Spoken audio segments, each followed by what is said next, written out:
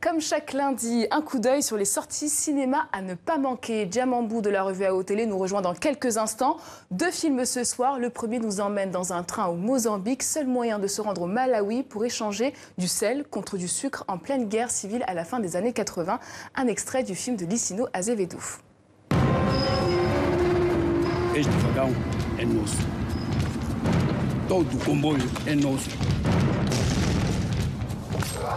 Soldados são como crianças violentas. Minha filha, pensar muito dá dor de cabeça e não enche barriga.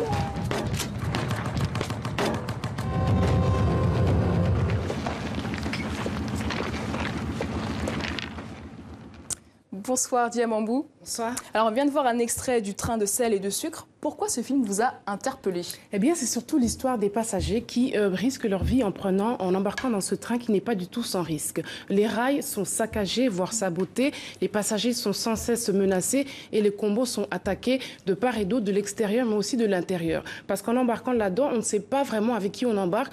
Nous sommes dans un contexte de guerre civile au Mozambique.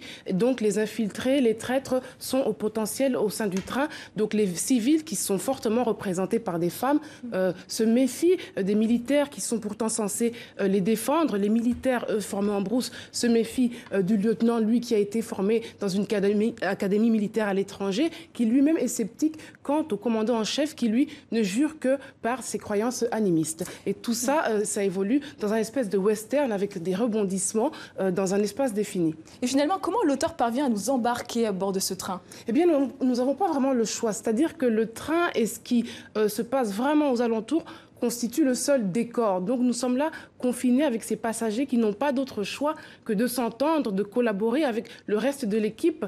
C'est ça la force du film de Licino Azevedo qui ici porte à l'écran son roman éponyme. Il a fait beaucoup de recherches, il a documenté beaucoup sur la période de la guerre civile en Mozambique et il crée ici, il montre ici une tentative, une métaphore de justement d'une tentative de l'unité nationale qui ne peut pas se construire justement si on ne combine pas toutes ces forces, qu'elles soient civiles, militaires ou traditionnelles.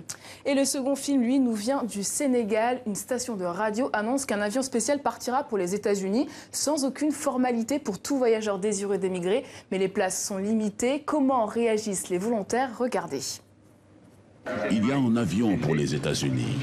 Ami, maa ngi dem États-Unis nag bu ma demee na nga toppatoo xale yi bu baax a baax.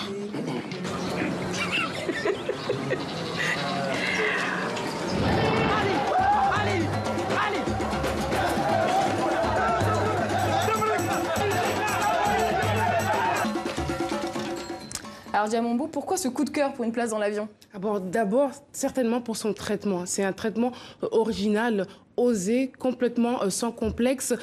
La réalisatrice Kadita Jusso propose une nouvelle lecture, c'est-à-dire que le thème de l'immigration, il n'est plus inconnu ou étranger à nos cinématographies d'aujourd'hui, mais là, elle propose une nouvelle lecture. Elle traite la situation, un fait tragique avec le comique, et ça n'empêche pas d'en tirer des leçons, parce que parfois, le comique peut constituer la façon la plus optimale, en fait, pour soulever une problématique. Merci Diamambou. 2 films à voir donc aux journées cinématographiques de la femme africaine à Ouagadougou au Burkina Faso et les femmes à l'honneur aussi dans le nouveau numéro d'AO Télé, une spéciale dédiée aux cinéastes féminins du continent, des pionnières comme Safi Faye des années 70 à nos jours.